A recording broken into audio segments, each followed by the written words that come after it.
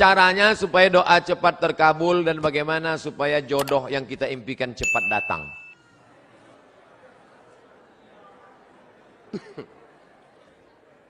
Tidak ada doa yang tidak dikabulkan Allah.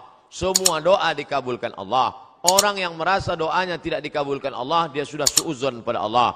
Pertama, ada yang doa itu cash and carry, langsung.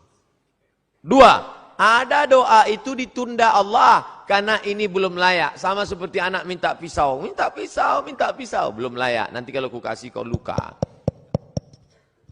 Ini orang belum layak dikasih mobil. Nanti kalau dikasih mobil malah nggak sholat. Dulu waktu masih pakai motor sholat. Habis dikasih mobil, sholatnya Idul Fitri sama Idul Adha.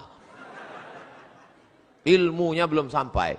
Yang ketiga, ada orang-orang yang rezekinya ditahan Allah, nanti akan diberikan di surga. Mala a'yunun ra'at, belum pernah dilihat mata, wala udhunun sami'at, belum pernah didengar telinga, wala takhatara ala qalbi bashar, belum pernah terlintas di hati manusia.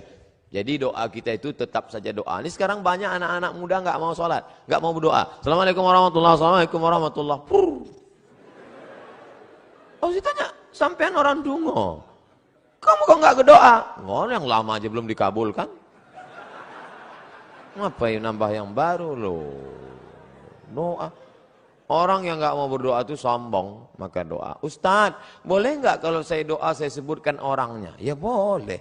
Ya Allah, itu ada ketua BEM, orangnya ganteng banget ya Allah. Rasanya kalau punya suami seperti dia, so sweet. Boleh, apa nggak boleh? Tolonglah kirimkan angin cinta ke hatinya. Tapi kalau dia tidak menerima, kirimkan angin puting beliung sekalian. Mati. Jangan, nggak boleh doa yang nggak baik. Andai dia tidak bersudi berterima, maka berilah yang lebih baik daripada dia, insya Allah. Maka kita minta pada Allah bukan yang kita mau, tapi yang dikehendaki Allah Subhanahu wa ta'ala. Makanya bapak-bapak kadang kalau dia nikah, istrinya biasa-biasa aja. Pas ditanya sama orang, Pak, istri bapak? Iya. Bapak ganteng kok bisa yang gitu? Itu yang paling indah menurut Allah. Itu artinya gagal dengan yang ayat itu. Aku tidak melihat engkau. Yang kulihat adalah orang yang sudah mengirimkan engkau. Datang utusan presiden. Kita tidak lihat dia, yang kita lihat yang mengutusnya. Ada 3 orang diberi pena. Yang satu dikasih pena, yang satu dikasih pena, 3 orang. Tapi responnya beda. Yang satu berkata, cuman dikasih pena sama Pak Gubernur. Ya jadilah daripada nggak ada pena. Yang satu marah-marah. Masa cuman ngasih pena? Kasih kayak Harley Davidson. Yang satu lagi, aku tidak melihat bendanya. Tapi yang kulihat adalah siapa yang memberikannya. Sehingga setiap aku menulis, orang akan bertanya, apa yang kau tulis? Tulisannya biasa, tapi pena ini pemberian sang raja. Nah, nanti begitu kau berdapat, walaupun dia biasa aja, itu siapa? Dia yang sudah dikirimkan Allah Subhanahu wa ta'ala. Begitu. Nah, nanti bapak, ibu pulang besok kalau ada yang nanya, itu istrimu? Iya. Kok begitu bentuknya? Dia dikirimkan Allah Subhanahu wa ta'ala.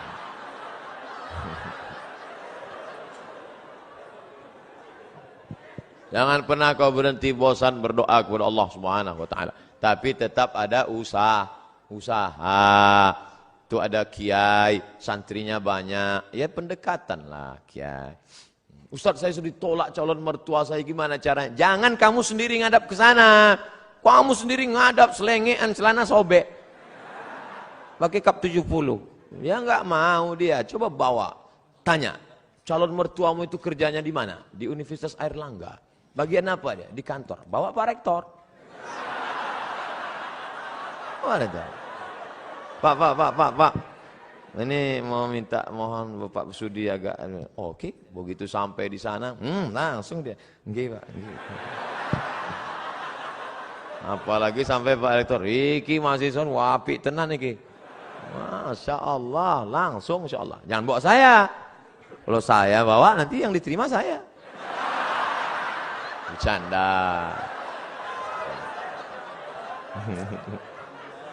Ustadz, saya punya pertanyaan Ustadz, bagaimana caranya agar kita ikhlas dan kuat ketika kita ditinggalkan oleh kedua orang tua kita menghadap Sang Ilahi? Ketika meninggal Nabi Muhammad sallallahu alaihi wasallam, respon sahabat macam-macam. Umar mencabut pedang. Man qala inna Muhammadan qad mata fa atrib unuqahu. Siapa yang mengatakan Muhammad sudah mati, ku pancung kepalanya. Siapa yang berani mengatakan Muhammad mati? Ku pancung kepalanya. Akhirnya datang Abu Bakar Siddiq membacakan ayat. Wa ma Muhammadun illa rasul. Muhammad bukan Tuhan, dia hanya seorang rasul. Qad khalat min qablihi rusul. Sebelumnya sudah ada rasul-rasul tapi meninggal dunia. Afa immata, kalau dia meninggal, au qutila, atau dibunuh orang, inqalabtum ala aqabikum, apakah kamu akan berbalik kepada agama kamu yang lama? Wa may yanqalib ala aqibaihi, siapa yang murtad meninggalkan agama ini, falan yadurrallaha syai'a, Allah tidak rugi walau sedikit pun. Wa sayajzillahu syakirin, Allah tetap akan memberikan balasan pada orang yang bersyukur. Jatuh pedang Umar bin Khattab. Orang setingkat Umar saja pun tetap bisa lupa ayat. Hari ini Abdul Somad yang menasihati, sabar ya, sabar ya. Tapi ketika musibah itu datang, as-sabru inda sadmatil ula, sabar itu datang pada pukulan yang pertama. Maka balikkan pada Allah. Ini ujian. Sabar. Ayah kita meninggal, ibu kita meninggal. Sabar. Memang berat. Terasa lembut lunak tanah itu dipijak. Terasa gempa bumi. Tapi datang kawan-kawan menyabarkan. Alladzina idza asabathum musibah qalu inna lillahi wa inna ilaihi raji'un. Ini bukan punya kita. Ini punya Allah. Allah ambil, dia lebih sayang. Allah hanya ingin melihat kau sabar. Nabi Muhammad anak yatim, Imam Syafi'i anak yatim, ulama-ulama kita anak yatim. Jangan sedih menjadi yatim, karena Allah ingin memuliakanmu. Kamu sama dengan Nabi Muhammad SAW. Fa'amal yatima fala taqhar, jangan kau hardi. Nah, jadi sabar. Makanya banyak kita lihat suami-suami yang ketika istrinya meninggal sabar dia. Kalau dia menangis, setetes pun air matanya tak ada menangis. Bapak enggak sedih, Pak? Itu pinjaman dari Allah, Pak Ustaz. Sampai akhirnya Allah mengambil. Apa yang mesti saya sedihkan? Ustaz nih kalau cerita selalu enggak enak aja. Oke, kita balik. Sekarang kita balik, suami yang meninggal. Ibu tuh enggak nangis. Banyak orang heran. Ibu enggak nangis. Enggak, Pak Ustaz. Kenapa? Udah lama aku tunggu.